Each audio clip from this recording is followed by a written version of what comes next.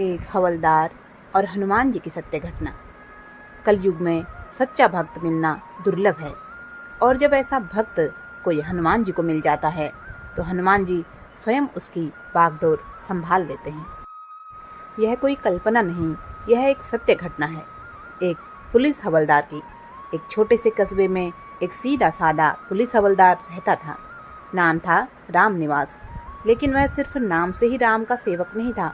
उसका मन, प्राण और आत्मा सब हनुमान जी को समर्पित थे। उसका नियम था, ड्यूटी पर जाने से पहले हनुमान जी के दर्शन अवश्य करूंगा, चाहे कुछ भी हो जाए। हनुमान मंदिर उसके घर के पास ही था। सुबह 4 बजे उठकर वह पहले स्नान करता, फिर साफ वर्दी पहनकर मंदिर जाता, फूल, तेल, सिंदूर लेकर जाता और बहुत प्रेम से पूजा करता। लेकिन एक दिन ऐसा हुआ जब वह पूजा करते करते ध्यान में बैठा, और यह ध्यान सामान्य नहीं था, वह समाधि थी। शुरुआत में 2 घंटे लगे, फिर 3 और फिर 4। मंदिर का पुजारी भी चौंक गया। ये तो भक्त नहीं, कोई सिद्ध पुरुष लगता है। ड्यूटी पर रोज देर हो रही थी। अफसरों ने बुलाकर धमकी भी दी, अब बहुत हुआ, अगर कल से भी तुम देर से आए तो नौकरी से निकाल दिए जाओगे। रामनिवास बहुत चिंतित हुआ। रात भर नींद नहीं आई। अगली सुबह वह मंदिर की ओर चला तो सोचता गया, आज सिर्फ बाहर से ही हाथ जोड़ूंगा, दर्शन नहीं करूंगा, वरना नौकरी चली जाएगी। लेकिन जैसे ही मंदिर के द्वार पर पहुंचा, अंदर से एक आवाज आई, क्या नौकरी मेरी भक्ति से बड़ी हो गई? यह हनुमान जी की अनकही वाणी थी जो उसके अंतर मन से निकल रही थी। फिर वह सोचने लगा, हनुमान जी तो मेरे साथ हमेशा रहेंगे, जीते जी और मरने के बाद भी। उसका मन डोल गया। सोचा, जाऊंगा लेकिन बैठूंगा नहीं, सिर्फ दर्शन करके तुरंत लौट जाऊंगा। लेकिन जैसे ही रामनिवास ने हनुमान जी के चरणों में सिर रखा, फिर समाधि लग गई। और इस बार तो 2 या 4 घंटे की नहीं, पूरे 8 घंटे की।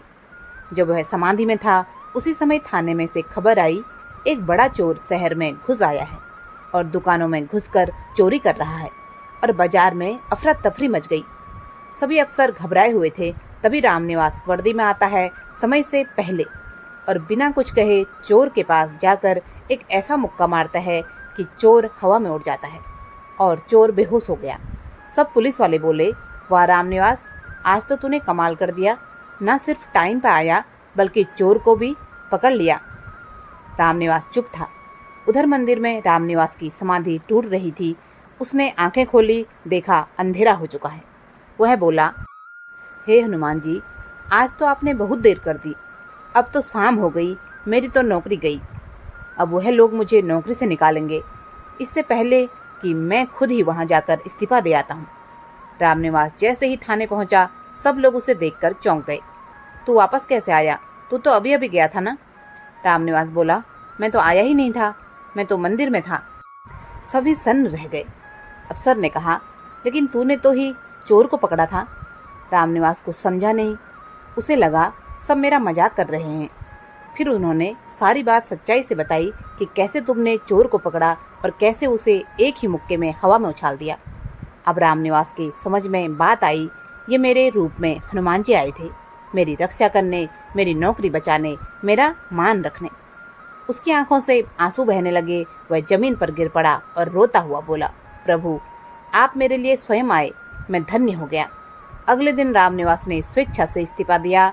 अब वह नौकरी नहीं, सेवा करना चाहता था, हनुमान जी की सेवा। उसने वही मंदिर के पास एक छोटा सा आश्रम बनाया और लोगों को हनुमान जी की शक्ति और चमत्कार की कथाएं सुनाया करता।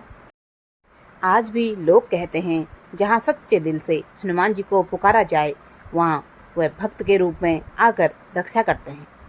जब भक्त लाचार होता है, तब भगवान स्वयं उतरते हैं।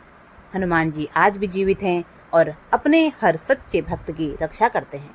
जय श्री राम, जय हनुमान। कहानी पसंद आई हो तो कृपया एक लाइक जरूर करें। चैनल पर अभी तक भी नए हैं या फिर अभी तक भी सब्सक्राइब नहीं किया है तो कृपया सब्सक्राइब अवश्य करें। कहानी को ज़्यादा से ज़्यादा धार्मिक लोगों के साथ शेयर करें। आप सभी का बहुत बहुत धन्यवाद। जय जय श्री राम।